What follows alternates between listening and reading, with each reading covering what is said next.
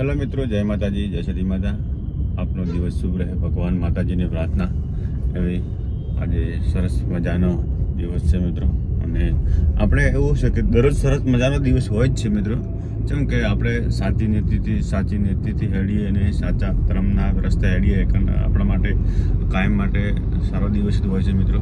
પણ જેને કબૂતીમાં કોણ જોડ્યા હોય અને બધા દિવસ ખરાબ જ હોય છે મિત્રો.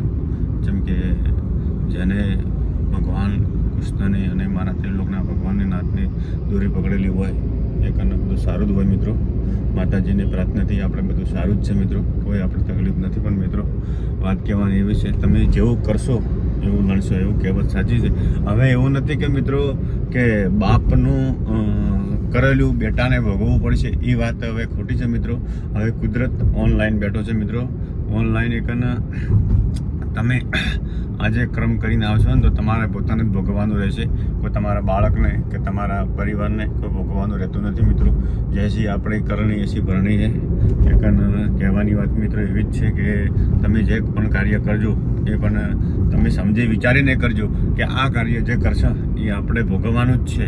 પણ તમારી ઘરની અંદરમાં તમે તમારા બાળકને ભલે તમે બદામ પિસ્તા ખવડાવો, કાજુ ખવડાવો, પણ કયા પૈસાના ખવડાવો છો એ ધ્યાન રાખજો મિત્રો. જેમ કે પૈસે ફરક હોય છે. તમારે કઈ કંપનીના તમારા છોકરાને કાજુ બદામ ખવડાવીને તમારા એનું મગજ તેજ કરવું છે એવું નથી હોતું. બદામ ખાવાથી બુદ્ધિ અને સદબુદ્ધિ આવતી નથી મિત્રો, પણ ઠોકર ખાવાથી આવે છે મિત્રો. અને તમારા કયા કંપનીને તમારા છોકરાને પરિવારને તમે બદામ કાજુ ખવડાયા છે એ પણ ધ્યાન રાખજો મિત્રો. કેમ કે એ મહત્વનું છે મિત્રો. વાત કહેવાની છે સરસ, પણ તમારે સમજી જવું પડે કે શું કહેવા હું માગું છું મિત્રો. સમજી વિચારી અને ચાલવું. હવે એવું નથી કે આપણે કરીએ છોકરાને ભોગવવું પડશે, આપણે ભોગવી લો, એવું નથી હોતું મિત્રો. આપણે કરણી આપણે જ ભોગવવી પડશે મિત્રો. જય માતાજી, જય શ્રી માતા. આપનો દિવસ શુભ રહે. ભગવાન માતાજીની પ્રાર્થના. આ મારો થોડો સંદેશ મિત્રો.